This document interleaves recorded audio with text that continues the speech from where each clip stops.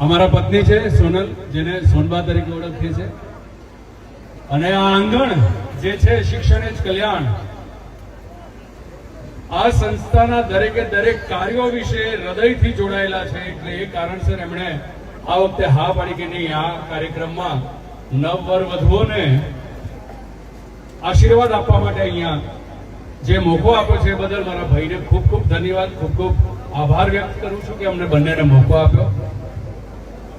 મહિપતસિંહ વિશે તો બધા જાણે જ છે, પણ એમની શક્તિ બનીને બેઠેલા આ પ્રકારના મિત્રો, કોઈ પરદેશમાં છે, કોઈ અમેરિકામાં છે, ઈલાબેન છે, જીતેનભાઈ છે, આ પ્રકારના જે મિત્રો છે એ અને તમારા ને મારા જેવા નાના નાના નાના નાના નાના નાના નાના દાન થકી એમની શક્તિને જે આજે સ્વરૂપ આપ્યું છે અને જે તાકાત આપી છે એ બદલ હું આપ સૌનો ખૂબ ખૂબ આભારી છું.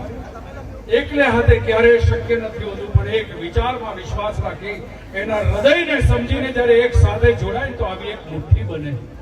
આટલા બાળકો, આટલા વડીલો, આટલા માતા પિતાઓને હવે આટલી દીકરીઓ, હું તમારા બધા વતી મહિપતસિંહ, તમે બધા બાપુ કહો છો, વર્લ્ડ આખું બાપુ કહે છે, પણ મારા માટે તો એ નાનો ભાઈ છે એટલે મહિપત કહું છું.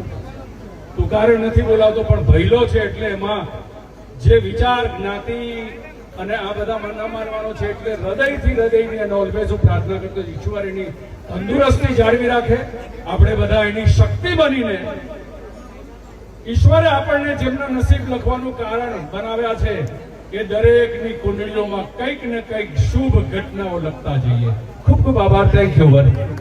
એકવાર હિતેન કુમાર માડકર જબરજસ્ત તાળી થવી જોઈએ. આભાર. આ વખતે પૂરો વિશ્વાસ હતો, કારણ કે આ વખતે ભાભીએ ટિકિટ પહેલા બુક કરી હતી, એટલે પણ પૂરો વિશ્વાસ હતો.